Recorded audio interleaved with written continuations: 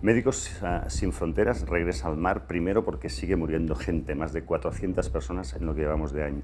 Segundo, por la incapacidad o la no voluntad de los gobiernos europeos de poner en marcha un mecanismo de rescate eficaz que salve a estas personas y garantice su acceso a un puerto seguro. Y básicamente lo hacemos porque no podemos quedarnos indiferentes a esta situación. La opción de no hacer nada simplemente no es una opción. Somos Médicos Sin Fronteras, somos médicos, pero somos seres humanos y hacemos esto para expresar nuestra humanidad. Entendemos que la Unión Europea y sus gobiernos han fracasado como referente moral y garante de derechos básicos.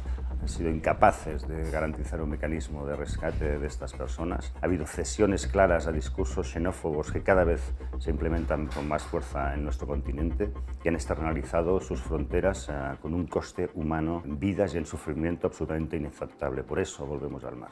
Que una persona que huye de un conflicto, que huye de una situación desesperada, busque seguridad para sí mismo y para su familia, jamás puede ser considerado un crimen.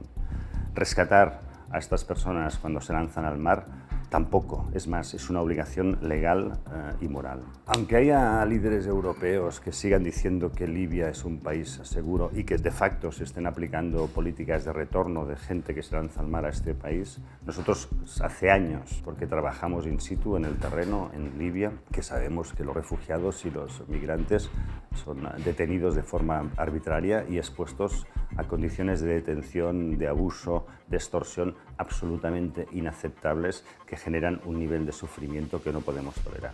Nunca nos vamos a sentar en una mesa a debatir si rescatar personas del mar hay que hacerlo o no hay que hacerlo. Simplemente no vamos a estar en esa mesa de debate, como tampoco nos sentamos a discutir si hay que tratar a heridos de guerra en Yemen o a tratar a niños malnutridos en República Centroafricana. Esto es nuestra obligación, es una obligación legal y moral y por lo tanto simplemente no nos sentamos a discutir eso. Este es un debate resuelto, cerrado, que nos afecta a nosotros, pero nos afecta como sociedad en general. No podemos permitir reabrir estas discusiones porque estamos perdiendo derechos fundamentales de una forma colectiva y a una velocidad sin precedentes.